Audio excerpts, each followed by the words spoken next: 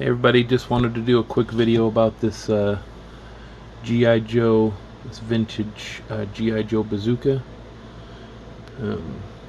It's in really good shape overall, has the original projectile there. You can see here where it says Hasbro, Japan. It is in working order. I can try here to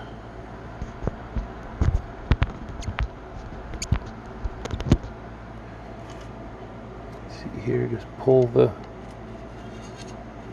and it twists kind of sideways like that. Put the projectile on the end